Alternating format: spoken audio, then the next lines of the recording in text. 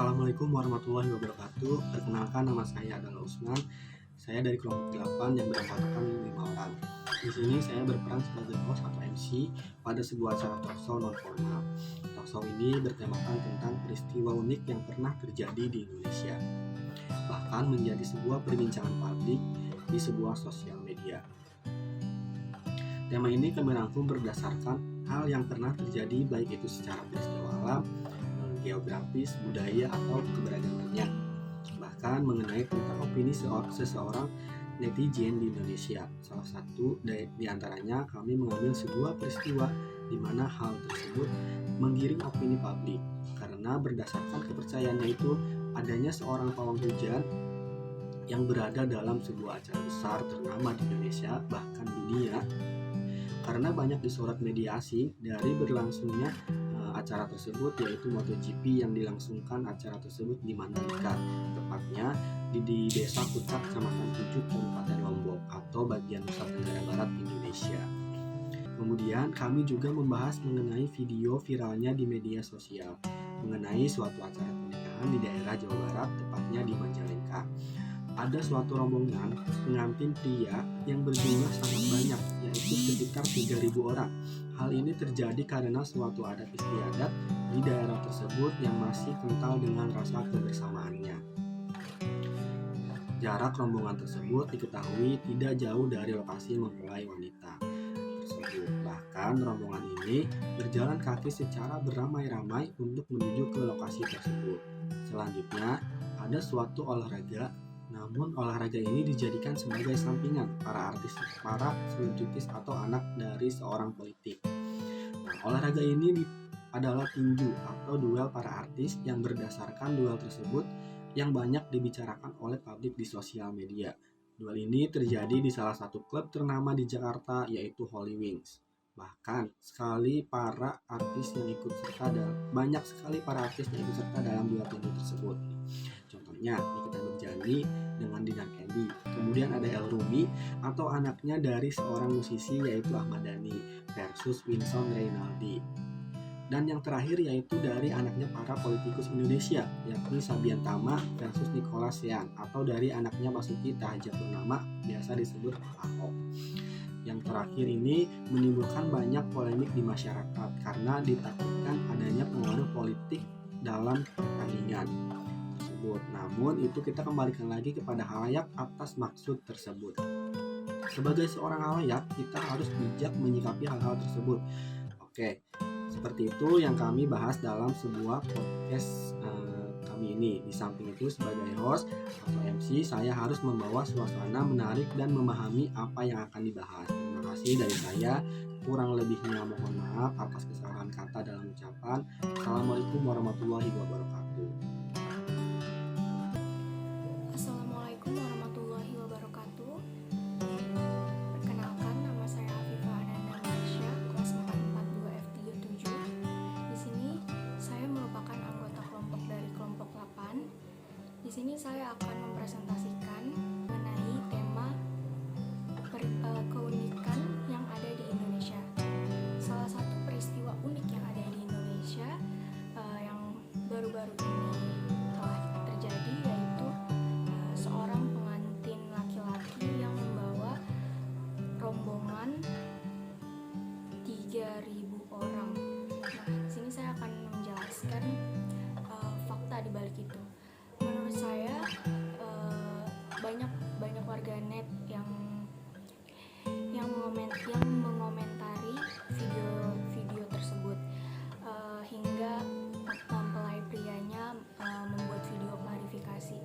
Menurut saya sah-sah saja untuk mempelai pria membawa rombongan 3.000. Lagi pula kita harus melihat fakta di balik video tersebut, yaitu ternyata di sana itu memang sudah tradisi untuk mengajak rombongan, yaitu seperti saudara-saudara, tetangga, dan kebetulan jumlah saudara di lingkungannya dan tetangga terdekatnya itu mencapai 3.000. Dan kenapa bisa viral? Karena 3.000 orang tersebut jalan kaki ke rumah mempelai wanita. Mempelai pria mengklarifikasi bahwa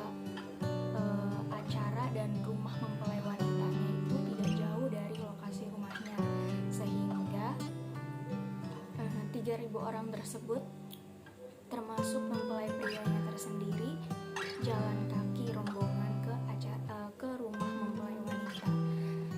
Dari sini saya ingin menganalisis sedikit bahwa kita harus saling menghargai tradisi dan adat istiadat masing-masing orang. Keunikan ini akan kita bahas di sesi perdebatan selanjutnya. Terima kasih, mohon maaf jika ada salah-salah kata, kurang lebihnya mohon maaf. Wassalamualaikum warahmatullahi wabarakatuh. Kenalkan, nama saya Wahyu Eka Wijaya. Saya dari kelompok 8 yang beranggotakan 5 orang. Saya berperan sebagai narasumber yang bertemakan keunikan peristiwa yang terjadi di Indonesia. Peran saya di sini sebagai narasumber yang menjelaskan sisi dari seorang netizen yang fanatik di Indonesia, yang membahas di bidang olahraga. Yang ingin saya bahas mengenai pertandingan tim Indonesia versus tim Thailand pada SEA Games di Vietnam. Dalam pertandingan tersebut, Indonesia mendapatkan 3 kartu merah. Pada pertandingan tersebut, kemudian akun Instagram wasit yang menjalankan pertandingan tersebut hilang. Ngomong-ngomong mengenai akun yang hilang, Instagram yang hilang, ada juga akun Instagram salah satu anggota pro player Blacklist Internasional dari Philippines yang diserbu oleh netizen Indonesia karena melakukan kecurangan, yaitu ngepost atau memberitakan jalannya pertandingan selama 5 kali dan membuat geram netizen Indonesia. Terima kasih. Assalamualaikum warahmatullahi wabarakatuh. Perkenalkan, nama saya Erna Hasana. Saya dari kelompok 8 ingin berpresentasi tentang pertandingan boxing di salah satu klub di Jakarta, yaitu Holy Wing Sport Show Boxing. Merupakan terobosan baru di mana pertandingan tinju diadakan di dalam resto dan bar. Pertarungan tinju yang diadakan di Holy Wings Minggu malam tanggal 27 Februari tampak meriah. Selain dapat disaksikan secara langsung, pertandingan ini juga disiarkan secara online melalui video.com dan hss.holywings.com. Pertarungan Holy Wing Sport Show Boxing diselenggarakan di Holy Wing Gatsu Club 5, tepatnya di daerah Menteng, Jakarta Selatan. Kabarnya pertandingan tinju internasional juga ikut serta dalam pertandingan ini. Selebritis paling kontroversial juga tampil bertanding di atas ring tinju untuk memeriahkan acara Holy Wings Boxing ini, seperti Vicky Prasetyo dan Aldi Taher, Nikita Mirzani dan Dinar Kendi, Alrumi dan Wesson Reynaldi, dan masih banyak artis-artis kontroversial lainnya. Sekian presentasi dari saya. Wabillahi taufiq wal hidayah. Wassalamualaikum warahmatullahi wabarakatuh. Assalamualaikum warahmatullahi wabarakatuh. Kami dari kelompok 8. Di sini kami akan membuat sebuah podcast yang bertemakan dengan peristiwa unik yang terjadi di Indonesia. Dengan saya sendiri, Usman, dan juga saya ditemani dengan ketiga orang narasumber lainnya. Di sini juga ada Wahyu Eka Wijaya. Kemudian Saya Erna Hasana. Saya Viva Ananda Marsha. di Indonesia banyak sekali peristiwa unik yang terjadi dan menimbulkan banyak polemik di kalangan masyarakat Indonesia. Bahkan sampai dengan keluar atau mancanegara. Salah satu contohnya yang pernah terjadi di Indonesia mengenai bidang olahraga di dunia MotoGP, adanya seorang pawang hujan yang menimbulkan banyak polemik di kalangan masyarakat. Di sini kita akan membahas mengenai tanggapan dari seorang narasumber kita. Langsung saja, ada yang ditanggapi? Menurut saya pawang hujan itu adalah hal lumrah karena di setiap acara ada juga yang percaya dengan adanya pawang hujan untuk melancarkan acaranya sendiri. Contohnya di pernikahan juga. Mungkin saat Mbak Rara itu karena terekspos oleh salah seorang netizen memvideokan Mbak Rara sedang melakukan ritual pawang hujan, terus dia diupload di media sosial, jadi di situ timbullah polemik antar netizen gitu, menimbulkan perbedaan pendapat. Kalau menurut Nanda sendiri itu gimana? Kalau menurut saya, kayak yang kita ketahui sama-sama, Indonesia ini kental akan agama kepercayaannya. Di Indonesia tuh masih banyak agama-agama kepercayaan yang masih dipercaya oleh masyarakat Indonesia. Jadi kalau misalkan adat atau budaya di sana memiliki kepercayaan untuk menunda hujan atau menggunakan pawang hujan ya, gitu. menggunakan pawang hujan, menurut saya nggak ada masalah sih. Kita saling menghargai satu sama lain aja, selagi nggak merugikan kita masing-masing, ya kan. Itu aja sih menurut saya. Selain mengenai Mbak Rara itu sendiri, banyak video viral yang menirukan gaya Mbak Rara itu sendiri. Nah, kita lihat dari sudut pandang netizen mengenai video viral tersebut. Menurut Wahyu gimana yuk? Menurut saya sebagai kacamata netizen yang sudah menonton video itu menurut saya itu seperti meledek kepercayaan orang Indonesia. Menurut saya seperti itu. Selain itu ada tanggapan lagi dari kalian? Tapi kan kalau kayak gitu mereka kan konteksnya bercanda, nggak bermaksud menghina, cuman mereka konteksnya bercanda, menirukan, karena kan mereka kan orang luar nih, pembalap dari luar, ada tradisi yang kayak gitu, mungkin kayak gitu. menurut dia unik gitu, jadi dia melakukan ya kayak semacam, kalau pikiran kita kan mungkin ngeledek, cuma kan dia pengen niruin aja gitu, karena emang di sana kan nggak ada yang kayak gitu. Kita sama-sama sama-sama memahami aja, itu kan biar bagaimanapun mereka itu kan tamu dari luar Indonesia. Mungkin mereka nggak tahu tradisi-tradisi seperti itu. Kita sebagai masyarakat bisa aja memberi komentar, tapi dengan tidak menyinggung perasaan pembalap tersebut. Mengenai Mbak Rara itu sendiri, di dalam podcast yang ternama di Indonesia, dia menyebutkan bahwa dia memiliki sebuah remote AC yang dianggap dia sendiri bisa menimbulkan adanya turun atau enggaknya hujan. Menurut kalian sendiri itu gimana tanggapan kalian sebagai netizen mengenai remote AC-nya itu? Kalau menurut gue pribadi sih gimana ya, itu balik lagi ke kepercayaan masing-masing.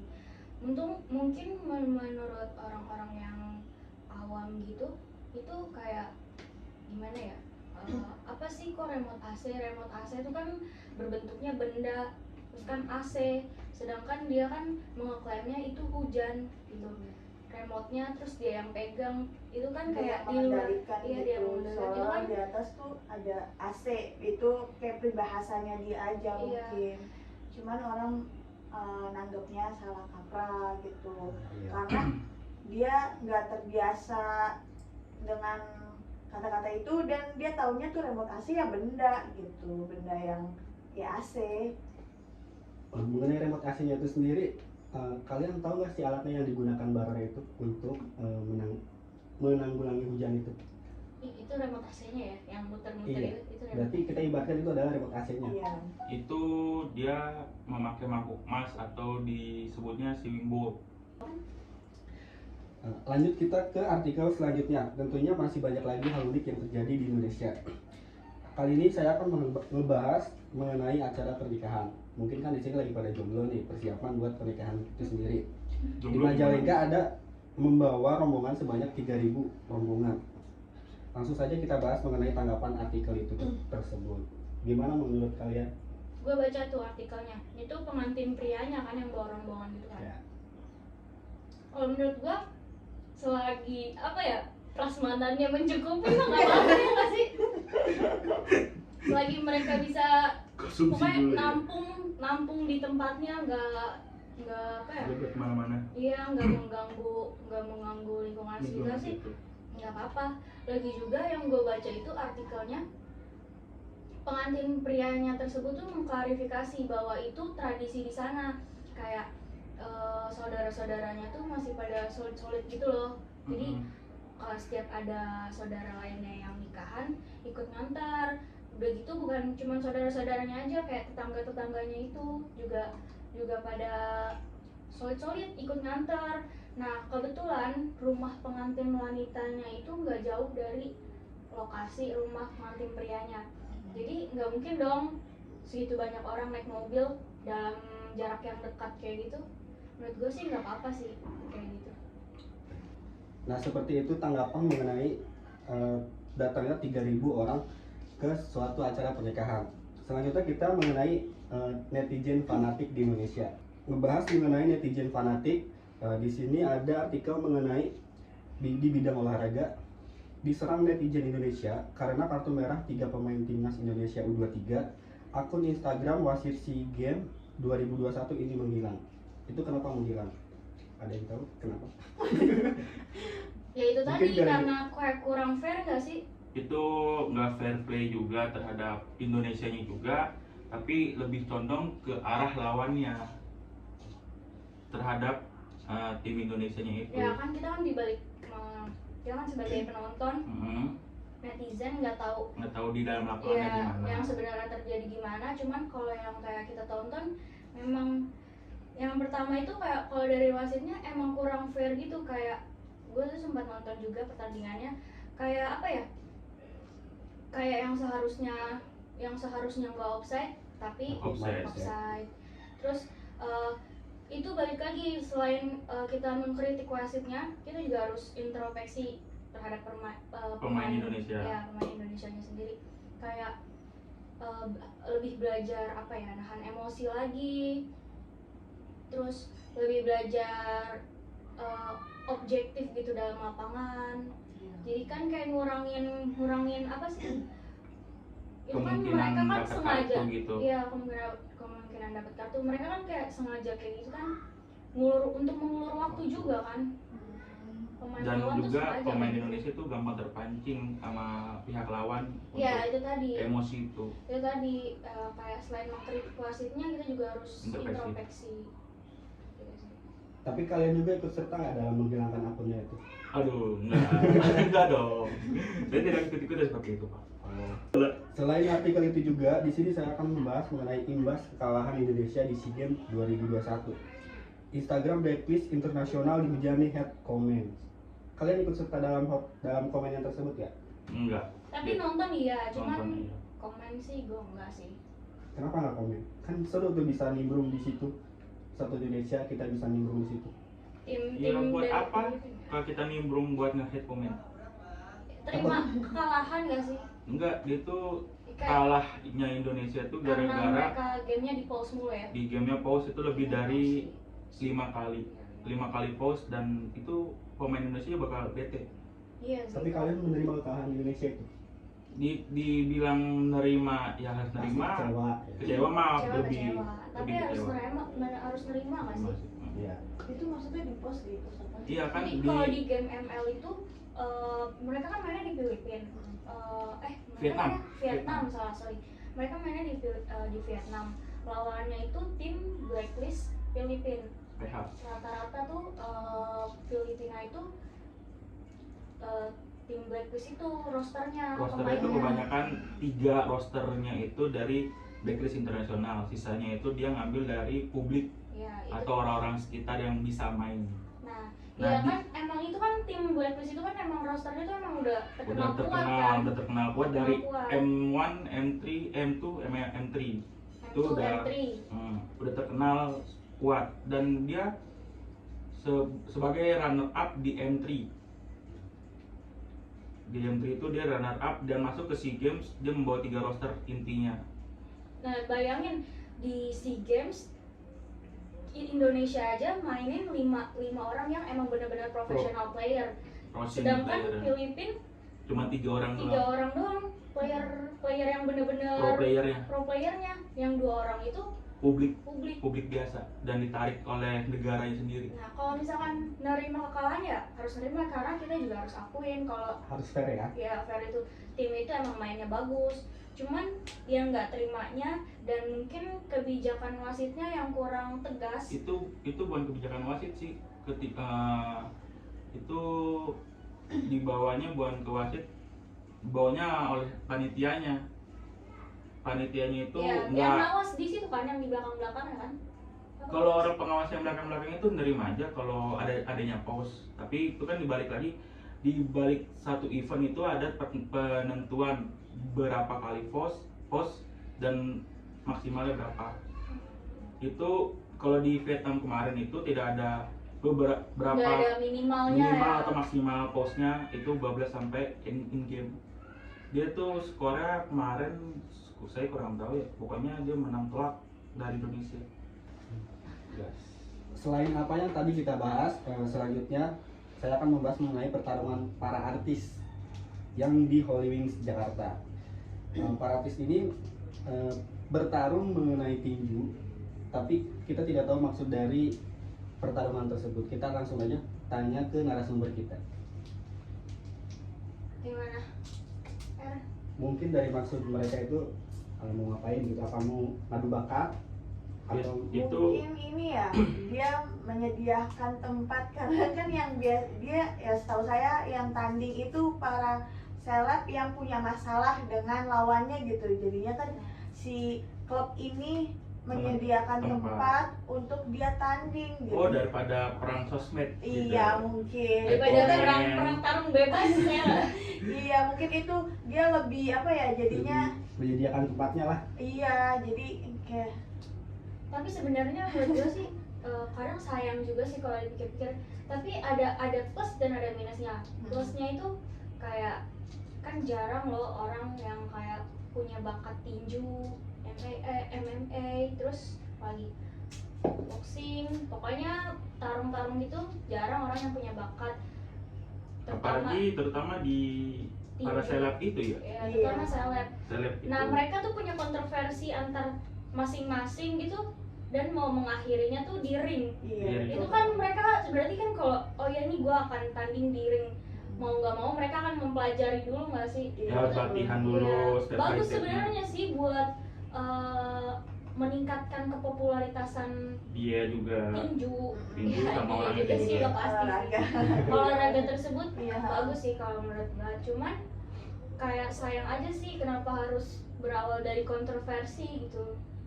Mungkin itu yang bikin up kali ya, karena kan juga baru pertama kali ini kita tahu di klub itu menyediakan tempat untuk pertarungan itu ya kayak boxing. Kan kita biasanya di klub itu biasanya cuma buat party aja gitu kan, Party, tiba-tiba minum. ada Ada ring. event ada event tinju Boxing. di ya boxing Di Holy Wings. Holy Wings. Terus juga yang pesertanya itu para artis-artis yang mempunyai masalahnya tersendiri gitu. Bikin netizen Uh, kepo gitu ya. Jadi bikin netizen Karena penasaran sebenarnya gitu. S3 marketing gitu. Iya Biar Bener juga bener. Bener-bener. biar klubnya Iya. rame, biar artisnya naik. Iya betul. Kan yang nonton kan bayar-bayar juga kan. Nah, itu Yang sih. kalian tahu itu siapa aja sih? Dia lawan siapa? Oh iya. Oh, Jadi yang- kita Mirzani sama siapa tuh? DJ Dinar Candy ya. Dinar Candy ya. Wow. Terus sama Al Ghazali sama siapa itu akhirnya dia menang ya. Bukan El Rumi. Oh L si L iya. Ya saya kayak Sean itu anaknya Ahok kan. Terus Sabian Tama itu anaknya Gubernur. Yang punya di Menteri. Net TV ya. Net TV ya. Oh iya. Wisnu Tama ya itu kan kayak oh bapaknya nih dari dunia politik, dari Iya, dunia bener. pemerintahan, anaknya saling berkontroversi di media sosial dan berakhir di ring tinju itu kan. Wow banget. Iya. Suatu yang berbeda ya, jadi anak politik bisa ikut gabung ke situ. Mungkin kalian akan nyoba nanti ke sana Holy Wings. Mungkin lagi dulu. Saya sih enggak minat. Tidak berminat untuk situ. Dulu menabung aja dulu. Buat nikah ya? Enggak. Buat apa tadi? Undang ya? 3.000 Itu sih kebayarna. Undang 3.000 orang, undang pawang hujan lumayan gede. Lumayan gede juga. budgetnya ya. Tapi kalau ada yang ngevideoin Sponsor. sih sponsor juga masuk, Oke. baik juga. Sponsornya kita ini aja. Salah. Oke, sampai itu kita di akhir acara. Dari masing-masing kejadian unik di Indonesia yang sudah kita bahas, banyak memiliki sisi positif dan negatifnya. Kembali lagi dari sudut pandang masing-masing orang tersebut. Kita sebagai masyarakat Indonesia harus bijak menyikapi serta lebih disaring lagi untuk berkomentar dalam bersosial media. Mohon maaf jika ada kesalahan kata atau ucapan dari masing-masing kami. Sampai ketemu di lain kesempatan. Assalamualaikum warahmatullahi wabarakatuh. Dadah. Bye. Udah?